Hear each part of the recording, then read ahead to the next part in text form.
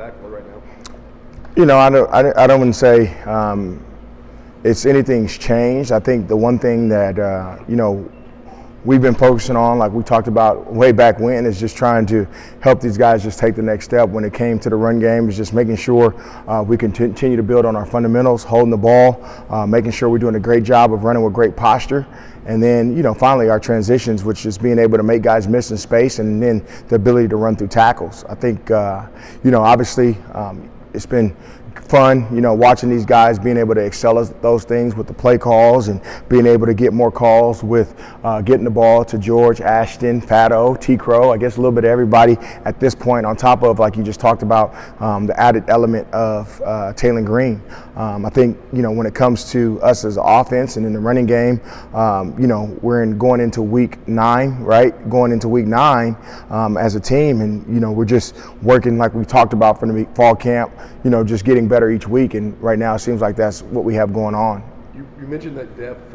We've seen Noah get in there and make a difference. So what about him fits so well in this scheme?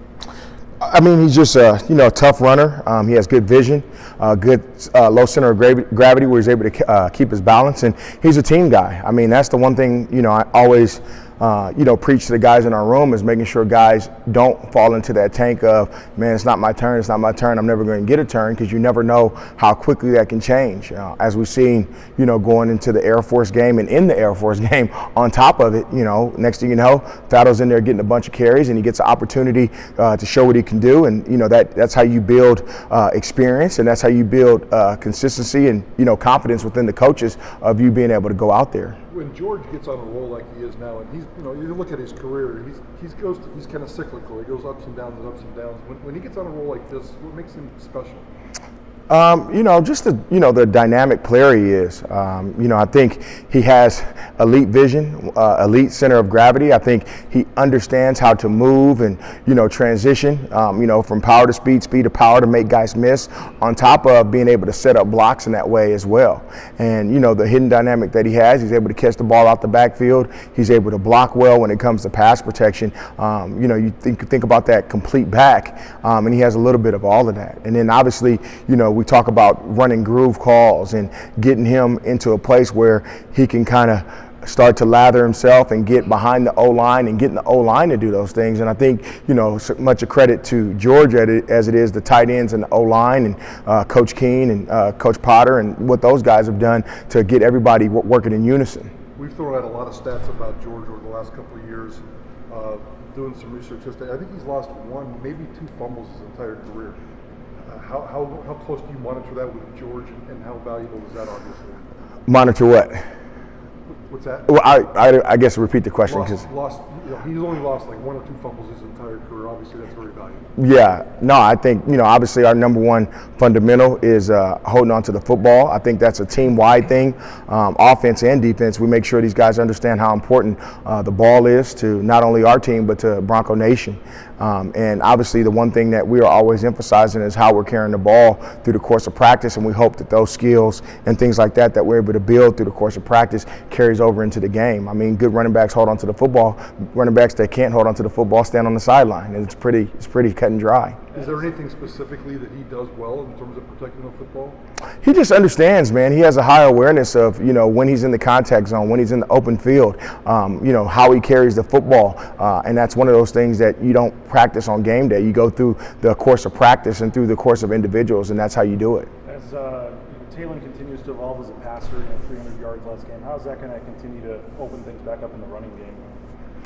I think, obviously, Taylon is a talented player, whether he's throwing the ball, whether he's running the ball. I think when you talk about how it's going to open up the running game, I think guys are going to have to decide what's more important. Defenses are going to have to decide what's more important, stopping Taylon from throwing or stopping him from running or stopping the run game. And, that's the age-old question of defense football. What do we do that can really limit these guys' explosiveness. And I think, for us, it's, staying on top of our game to where we understand that when our number's called, whether it's in the run game or in protection or if they need us in routes out the backfield, we go and answer the bell. As you guys know, this is a team game. So it's all 11 guys on the field making sure we're able to go out there and execute and do what we can to help the team succeed. Talking with Dirk a couple of weeks ago, he said Ashton reminded him of a guy like Maurice Jones Drew. Mm-hmm. Asked him about a comp for George, and he kind of had a tough time. So when he first saw George, he's like, he's going to be a great third down back in the NFL.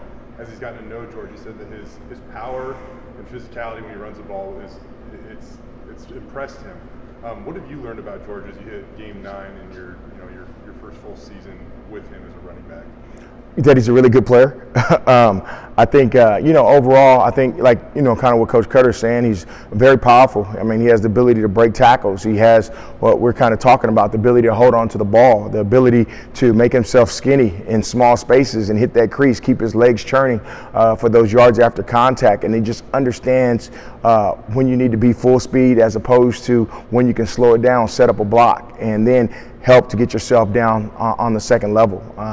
I think, him as a football mind, he understands what's going on in front of him in the run game and in the pass game. So anytime you have a guy with that type of FBI, they're a player that's going to be able to slow the game down for them when it's going full speed. At one point in time, like when you guys would get down the red zone, this was before you got here, but they would take George out and they put somebody else in. We've seen him this year though, down there, whether it be a runner or a catcher. How good is he down there inside the red zone, and particularly inside the 5?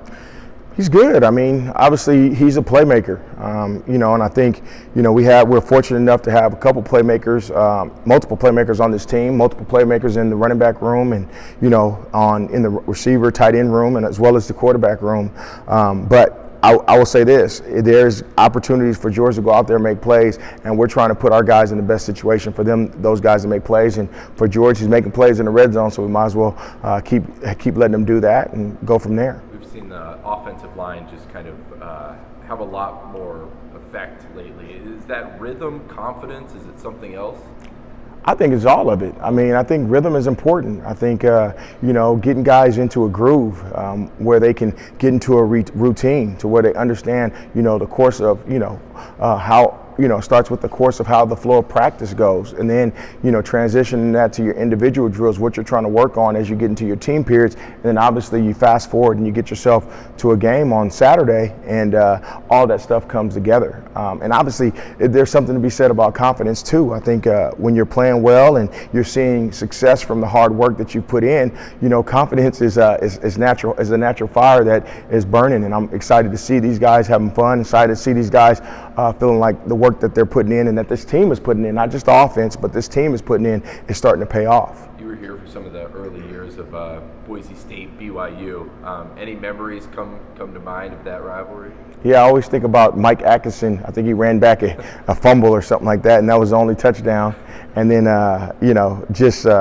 understanding that, this is a heated game and it's going to be some great competition on both sides. I think, those guys do a great job coaching their team, and, we know the type of teams that we've been able to put together over the years here at Boise State. So excited for the game. Ashton is such a physical runner as a true freshman. You've been around a lot of running backs in your career. How rare is it to see that kind of power from such a young player?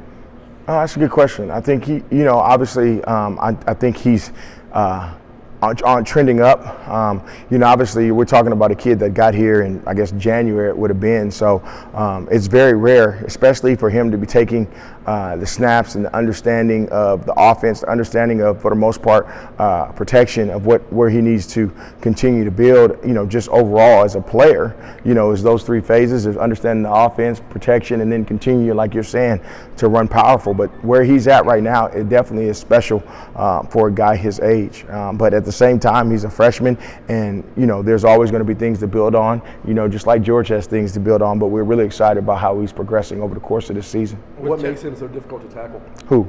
Ashton. Oh, okay.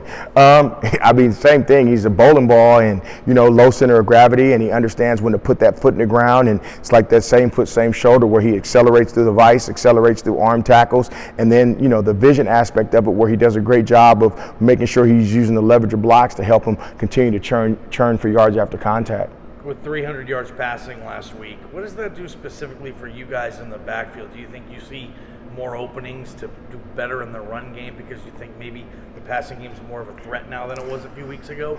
No, it's kind of like I said earlier. It just depends on what teams decide is going to be more detrimental to what they do on defense. If they feel like the pass game is going to be a problem, they're probably going to drop back a little bit and play some of their zone stuff. And then there's going to be opportunities to run the ball. If they're worried about the backs and the run game, they're going to close it down. And obviously, hopefully, we get some opportunities to get the ball down the field to the receivers that have been able to go up and make plays for this team.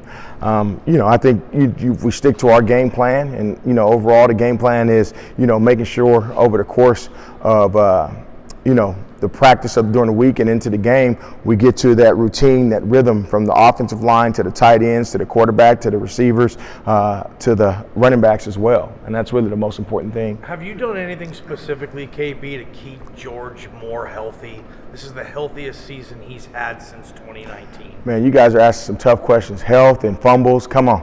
I think anytime you feel like you have guys that can also go out there and contribute and take some of that toll off of one guy, I think that always helps. And we're able to have guys that not only can they go in there and run the ball, they can go in there and protect, but they can just give him a spell here and there. And I think it's a lot of it is, just George just understanding how important it is for him to be out there on the field for himself and for this team, and him doing a great job of just keeping maintenance on himself, as well as communicating with us about how he's feeling. What are your substitution likes on the sideline? Is there a communication where George will come out and say, hey coach, I need a couple plays off, or how do you pick that up? No, I just I have a pretty good feel of what I want it to look like, and I got a little rhythm of what I go into the game, what we go into the game feeling like, how the back should play, and that's really it. Anything else, I'll be telling you too much. Do you know what the knockdown chart in the receiver room is? The knockdown chart in the receiver room, I would assume that has something to do with blocking, and it's more about those guys, getting those second level blocks to allow the running backs to get some of those big explosive runs down the field. It's one of those things. It's it's a mindset. It's a mentality of, how physical we want to be, from the O-line to the tight ends to the receivers to the running backs to the quarterback, and that mentality gets us the opportunity to do some of the things we're able to do in the run game, which in turn opens up some of the stuff in the pass game down the field. How much is that celebrated and or appreciated? I mean, I go back to the Air Force game, and Steph Cobbs is 50 yards downfield. He probably springs Ashton for another 5 or 6 before Ashton gets knocked out of bounds because of it. How much is that acknowledged and celebrated by you? Oh, we talk about it all the time, not only as a staff, but with the offense. And then, I try to do a good job of pointing it out in our room, making sure those guys understand the blocks that those guys are working down the field. So when we do have to be in the backfield and we do have to block for Taylor so he can get the ball down the field, we understand it's our responsibility for that to happen because of the work that's being done for us to get some of the runs that we've been able to get. Cool.